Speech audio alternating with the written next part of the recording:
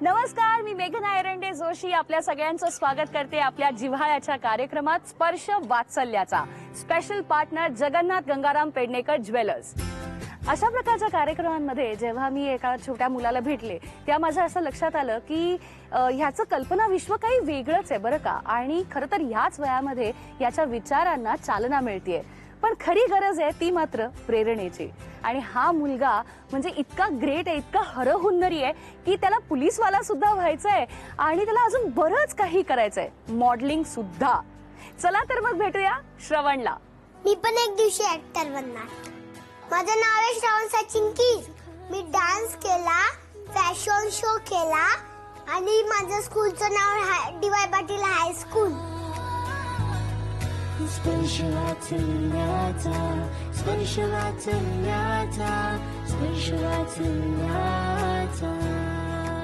High Shravan. Hi hi. How are you? Fine. Thank you. मला तुझी hairstyle solid आवडली. काय बोलतात ह्याला? स्पाइक्स? येस. मला सांग श्रवण की तू मोठा झाल्यावर कोण होणार? मी ऍक्टर नाही, पोलीसवाला बनणार. Wow, nice. तुला पोलिसांबद्दल काय आवडतं? काय सांगू? बंदूक. आणि कसं डिस्काउंट कसं करणार दाखव मला. डिस्काउंट. अरे मस्त. मला सांग 15 ऑगस्टला काय असतं? Independence day. येस. काय करतात त्या दिवशी सांग? आता काय उत्तर द्यायचं? झेंडा फडकवतात ना त्या दिवशी. आणि कसं म्हणतात, भारत माता की जय. भारत माता की जय. मी असं ऐकलंय की तू चिल्लर पार्टी मधला एक डायलॉग सॉलिड बोलतोस म्हणून. हो, तू आमच्या कॅमेराला म्हणून दाखवणार? लात खा, लाफा खा, जो खाने खा, पर साइन लेके आ. वा, गुड जॉब. आणि मला सांग, आई ओरडते का बाबा ओरडतात? मम्मी. मम्मी ओरडते. का ओरडते तुला मम्मी? माझा कधी कधी भाऊ ना रागवतो आणि झोपतो, मग मी पण रागवतो आणि झोपतो. मग जेव्हा पप्पा ओरडतात त्या त्यांच्याबरोबर तू फायटिंग करतो? कशी करतो दाखव. अशी. अशी करतो. आणि कोण जिंकतं मग? पप्पा. पप्पा जिंकतात आणि मग तू हारून जातो. आई ग. आपण आता दोघं मिळून त्यांच्याबरोबर फाईट करूया, चालेल? येस. मला सांग, तुझा फेवरेट बेस्ट फ्रेंड कोण आहे तुझा? मी. आणि तुम्ही काय खेळता दोघं जण? डॉक्टर. डॉक्टर. Doctor, nice. माझ्याकडे हा डॉक्टर सेट आहे. ओके, तर तू मला आता सांगायचंस की ह्याच्यामध्ये कुठली गोष्ट कशासाठी वापरतात. हे काय आहे, कसं लावायचं? हे कानाला लावून आणि चेक करायची बॉडी. कर बरं. असं आणि मग असं. अच्छा, माझ्या हाताला कर. हा, काय येतोय आवाज? नाही येते? अरे बापरे, आवाज नाही येते. ओके, मला सांग आता, हे काय? व्हॉट इज दिस? गोळी खायची. खायची गोळी. अच्छा, मग ह्यानी बरं होणार का? ओके. हे काय आहे? चष्मा. लावून दाखव. कसा लावायचा?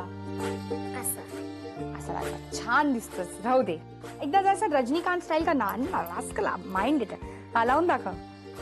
आणि काला असवायचं. So cute. अच्छा, tell me, what is this? हे काय? हे पेन आहे का? नाही, थर्मामीटरने ताप चेक करतात. ओ नाईस. अच्छा, ही हातोडी पेशंटला मारायला आहे का? अशी मारायचं का ह्यानी? नाही, दाताला काढायला आहे. हो, ह्यानी हातोडीने दात काढायचा? बापरे, कसा काढतात? असा. ई भाई, तुझा काढलाय दात? दुखतो का रे? दात दुखत नाही का? दुखतो. बापरे, हातोडीने दात काढतात, मला माहितच नव्हतं. आणि हे काय आहे? हे कशासाठी असतं डॉक्टरांकडे? हे पोट कापायसाठी.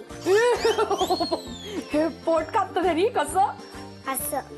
बापरे, अच्छा, हे पोट कापायचं नवीन यंत्र आहे हे मला आत्ताच कळलं. सुपर. काय इन्फॉर्मेशन आहे तुझ्याकडे. वाव, अमेझिंग यार. बरं, आता मला सगळंच कळलं. आता हे लास्ट, हे काय आहे? ह्याला लीचं चिकन आहे. काय आहे? लीचं. हा, लिहायचं बुक आहे. यांच्यावर काय लिहायचं? हे 5च्या वर्षी लिहून ठेवायचं, काय पण झालं की. पण काय झालं की म्हणजे? परत तेच झालं की. पण काय काय होऊ शकतं? काय काय होतं? काय 2 जण असतील ना एक्स्ट्रा, मग ते डॉक्टरला फोन करायचा, मग गाडी येते. हा, आणि कसा फोन करायचा त्यांना, काय बोलायचं डॉक्टर? नंबर घेऊन ठेवायचा आणि कोणाचा नंबर घेऊन ठेवायचा? डॉक्टरचा. आणि कसं बोलायचं त्यांना, काय सांगायचं? हॅलो. हॅलो, हा हॅलो. पटकन काहीतरी झालंय पेशंट. काय झालंय पेशंटला? पेशंटचा ना ऍक्सिडेंट झालाय. अरे बापरे, कसा काय झाला ऍक्सिडेंट पेशंटचा? ते गाडी चालत होते आणि पडले, मधून गाडी आली, ट्रक, ती पळाली. कोण पळाली? ती ट्रक कशी पळाली? 50 होती, 505. 505 नंबर होता? हा, कोणाचा? त्या कार ट्रकच्या. अरे बापरे, पण मग तुम्ही त्या ट्रकवाल्याला फाईट नाही केलं? नाही, तो पळाला पटकन. आई ग, मग तुम्ही काय केलं? तो पेशंट पडल्यावरती पेशंट बाईकवर होता का गाडीमध्ये होता? बाईक. कुठली बाईक? धूम बाईक होती. धूम मधली बाईक होती? हा. आणि नंबर काय होता बाईकचा? 5231. 5231. अच्छा, म्हणजे ह्याचा 505 ट्रकचा नंबर होता. हा, अच्छा अच्छा. आणि कुठल्या रंगाची बाईक होती? ब्ल्यू. आणि तो पेशंट कुठे चालला होता? कामाला. कुठल्या कामाला चालला होता? SDA चा, बँकेचा. आणि मला सांग की तो जोरात चालवत होता का बाईक? नाही, स्लो चालवत होता. मग ट्रकवाला फास्ट होता हा. आणि मग तो पळाला? हम्म. आणि कसा पळाला, कुठे पळाला तो? आता काय करायचं आपण, शोधा. काय माहिती तो कुठल्या कंपनीचा होता. पण मग त्याला पकडणार कसं आता आपण, तो पळाला तर? पोलिसला इन्फॉर्म करेन मी. हा, आणि तो कसा दिसत होता? तो बाहेर पण नाही आला, डायरेक्ट पळाला. आई ग. अरे पण त्या पेशंटचं आता करायचं काय? त्या पटकन या, काय टाइमपास करताय? तो असं पडलाय. सुपर! काय इम्प्रोव्हायझेशन होतं याचं, अमेझिंग होतं, खूप मजा आली मला. अरे किती सही आहेस तू यार. आणि असं तू एकदम, तुला सुचलं सगळं हे असं, तू कधी पण काय पण विचार करू शकतो ना, काय पण बोलू शकतो ना. बरं मला सांग, तुला मांजर आवडतं का कुत्रा आवडतं? मांजर. तुझ्याकडे दोन्ही आहे, मांजर आणि कुत्रा. मग ते भांडतात एकमेकांशी? हा. कसं भांडतात? मी मग तू कोण होणार आहेस? तू मांजर होणार आहे? तू मांजर होतोस, मी कुत्रा होऊ? आपण मी दोघं भांडूया ना. अच्छा, तू कुत्रा आणि मी मांजर. हा, आपण दोघं भांडायचं. हा, त्यांची नावं काय आहेत? प्रिन्सी आणि बगीरा. बगीरा. मग मी बगीरा आणि तू प्रिन्सी. हा, चल आपण भांडूया. आधी हळूहळू भांडायचं आणि मग जोरात भांडायचं. हा.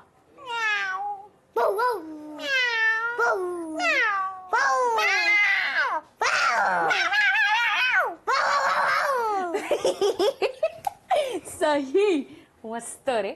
मला प्रिन्सी आणि बगीरामध्ये खूप मजा आली. तुला आली? हा. येस. तर आपण श्रवणशी खूप गप्पा मारल्यात. आता त्याचे आई बाबा काय सांगतायत ते बघूया. नमस्कार. नमस्कार. कसला गोड आहे हा, आणि किती मस्त आहे. आणि काय काय गमती जमती सांगितल्या, मला सिक्रेट पण सांगितलं. तर मला सांगा, जास्त लाडोबा कोणाचा आहे? पप्पांचा. ऍक्च्युली माझं थोडं इमोशनल अटॅचमेंट आहे त्याच्याबरोबर, म्हणून. म्हणजे काय? त्याच्या जन्मापासूनचं. बिकॉज मी सुपरस्टिशन्स वरती बिलीव्ह नाही करायचो पहिले तर. बट आफ्टर हिज बर्थ म्हणजे मला असं बिलीव्ह करायला लागलं. बिकॉज असं काही घडून गेलं माझ्या आयुष्यात की मी हे सगळं बिलीव्ह करायला लागलो. बिकॉज ही जी प्रेग्नन्सी आम्हाला नाही म्हणून सांगितलेली डॉक्टरनी, 99% चान्सेस नाही आहेत. आणि माझी मॉम नेहमी बोलायची की मी मरून हिच्याच पोटी येईन, कारण की हिने जास्त सेवा केलेली माझी. आई ग. तिने खूप सॅक्रिफायसेस केले. म्हणजे तिने आपलं कबड्डीचं करिअर पण सोडलं माझ्या आईसाठी. आई आजारी होती म्हणून ती घरीच थांबलेली. तर त्याच्यानंतर आई नेहमी हिला बोलायची. आणि माझी आईची जेव्हा डेथ झाली, म्हणजे आज रात्री डेथ झाली, आणि दुसऱ्याच दिवशी हिला सकाळी वॉमिटिंग सुरू झालं. आणि तेव्हा पण मला सगळे बोलले घरातले की तुझी आईच आहे. श्रवण झाला आणि डॉक्टरनी तेव्हा बर्थ मार्क, म्हणजे तोपर्यंत मला काहीच वाटत नव्हतं की असं आईचे सगळे बोलतात. बोलो, म्हाताऱ्या लोकांचे थॉट्स असतात तसे, की मला तेच वाटायचं. आणि जेव्हा डॉक्टरनी मला हातात दिला आणि बर्थ मार्क दाखवलं की त्याच्या पायावरती, राईट पायावरती एक काळा डॉट आहे, ते बघून मग मला आठवलं की माझ्या आईला राईट पायाला त्याच स्पॉटवरती गँग्रीन झालेलं. आई ग. आणि तो स्पॉट होता तिथे, म्हणजे पहिले सुरुवात झालेली, तिथे जखम झालेली, तिथून सुरुवात झालेली. आणि त्याच्यानंतर तिचा पाय एक एम्बॉस करायला लागलेला आणि त्याच धक्क्यामध्ये त्या गेल्या. तर त्या टायमाला हे मला हिट झालं भरपूर की तो स्पॉट बघून. आणि तेव्हापासून तो माझा लाडका आहे. म्हणजे मी त्याला कुठेही जाऊ देत नाही. त्यामुळे तो माझ्यापासून लांब असला तर मला अस्वस्थ होतो. म्हणून म्हणजे आणि माझाच नाही, आमच्या घरातल्या सगळ्यांचा तो लाडका आहे. आईने जसं आमचं कुटुंब धरून ठेवलेलं तसं ह्याच्यामुळे आज आमचं कुटुंब एक आहे सगळं.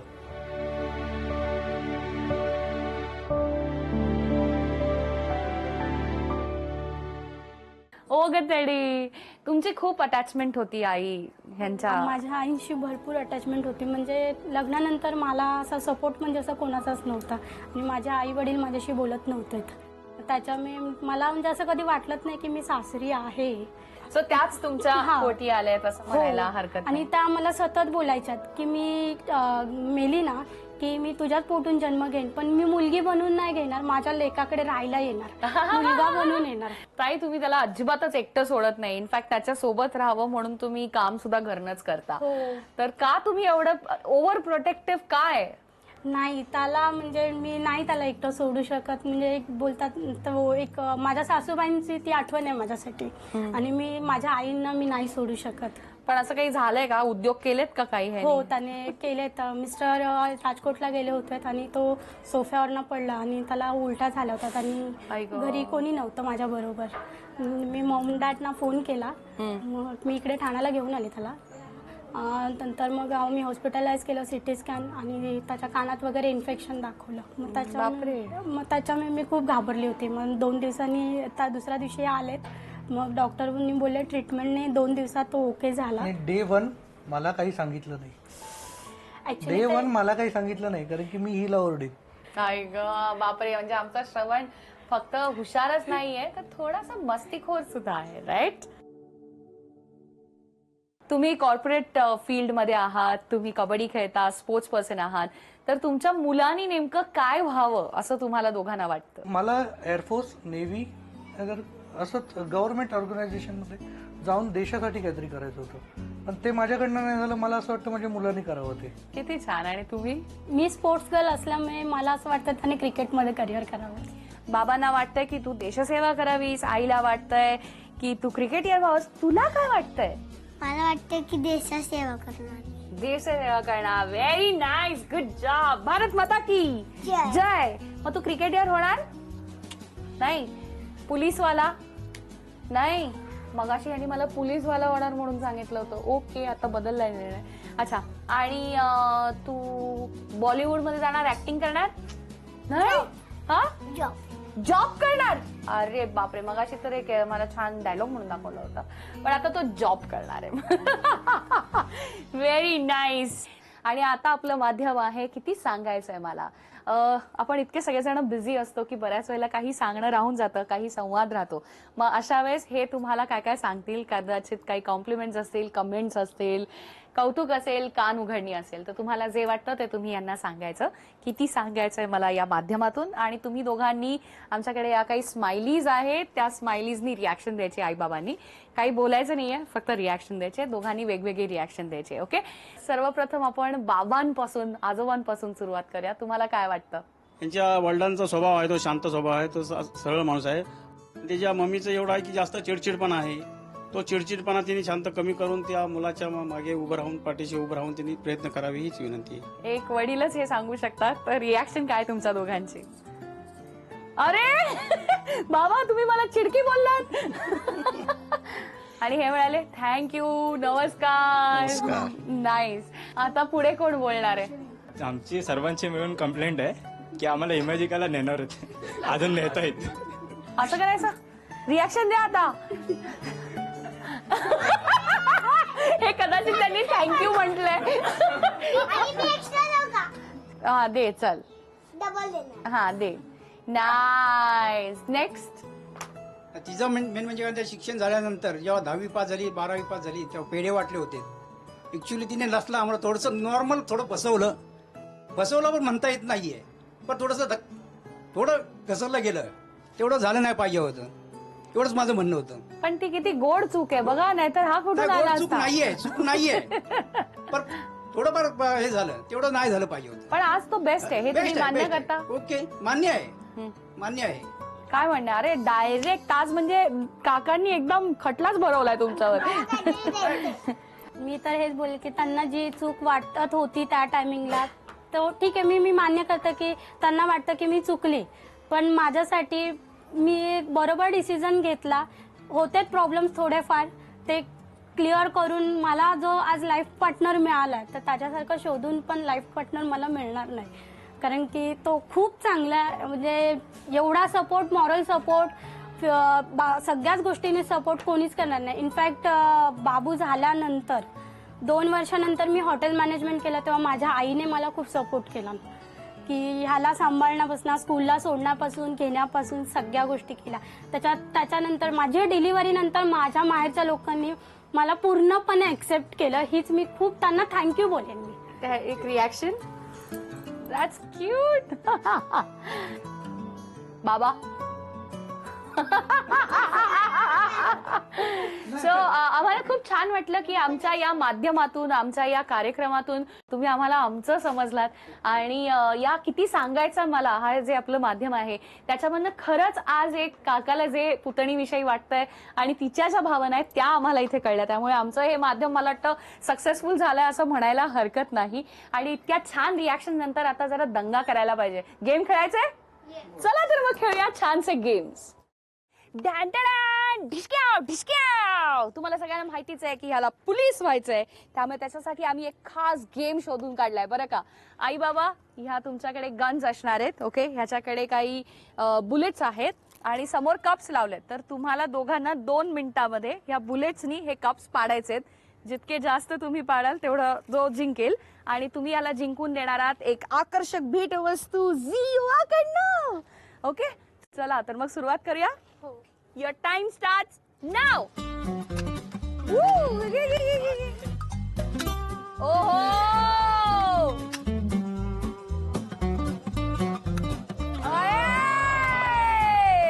अरे जोरात जोरात बोल बोल बोल. दादी काय नाही करत आहे? 1 मिनिट झालंय. अरे mummy, come on daddy, come on daddy, come on. बोल बोल बोल. चला 1 मिनिट होऊन गेले.